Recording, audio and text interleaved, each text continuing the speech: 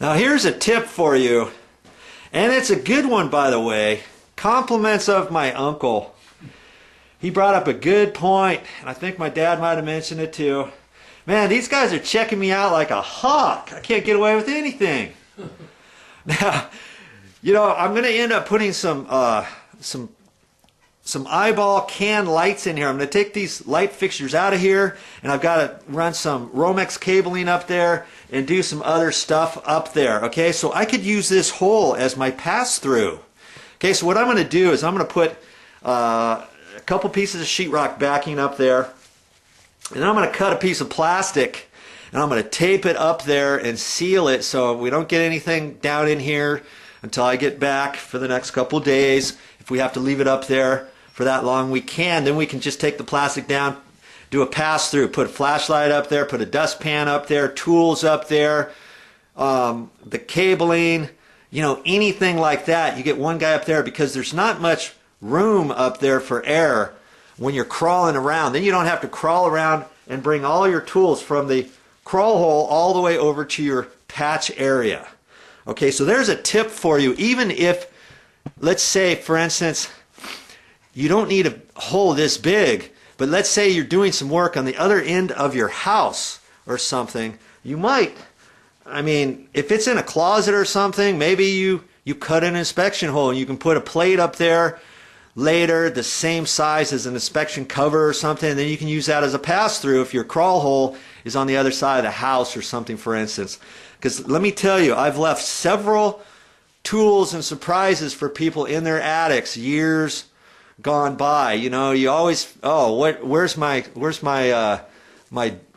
drill bit? Where's my ladder, my level, or my tape measure, or my flashlight, anything like that, and you're done with the project, and then you think, oh shoot, it's in that house, and it's way on the other side of town, we're done with the job, whatever. Okay? That's a very good tip to keep in mind.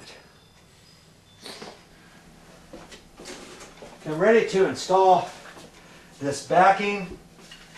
Let's talk about this just for one brief minute. Remember, I've got these brackets here.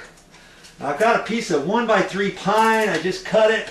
I can wedge it in there, and it doesn't have to be exact. I actually made it bigger than the opening. And see, it's just going to sit there and be attached here. Well, I got this bracket here, so I can't push this down low enough flush with the wood, can I? But it's there before this sheetrock went up, so the sheetrock kind of bulges up just a hair at all the locations. One here, one here, one over here, one over here. Okay, so I'm going to leave that. I was first thinking, should I notch this wood for the brackets? And I thought, nah, I'm not going to do that, because it really doesn't make any difference. The sheetrock's going to push up against here. It's going to be flush over at all corners anyways, okay? And because this is pine, I've just got some 1 5/8" sheetrock screws. That's what they look like. And these are coarse threads. Okay? I always carry different size sheetrock screws with me. Right now I got 1 1/4", 1 5/8", 2 inch, and lots of times I'll use 2 1/2 and 3 inch. Okay? So because this is pine, it's going to be easy to screw through.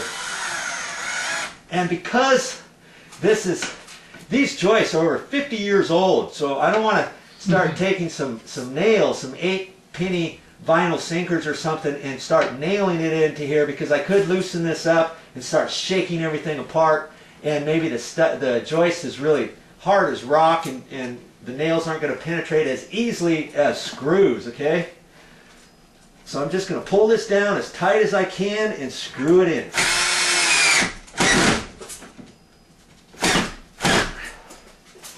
And I could get by with just 2 screws, you know, if I wanted.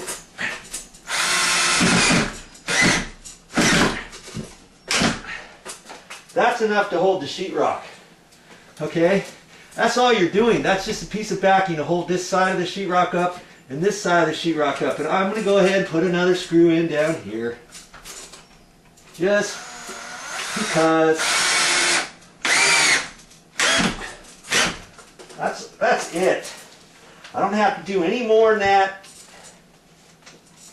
because, like I said, it's just a little piece of backing, okay? Now, once I cut the sheetrock, I've got 3/4 of an inch of backing here. That's why it's called sheetrock backing, because all this piece of wood here is for is to hold the patch piece of sheetrock, okay? Here and over here.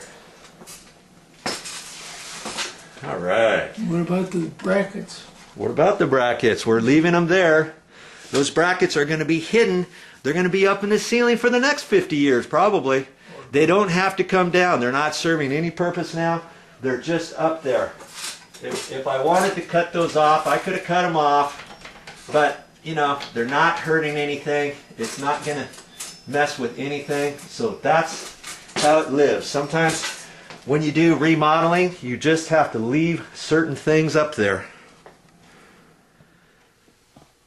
Okay, well, I guess that's it for today. I got the plastic up there. I got it all taped off all the way around the edges, and I'll pull that down next time I'm here. Whew. That's all I got for this time. But I'll be back with more videos. Oh, boy. Thank you.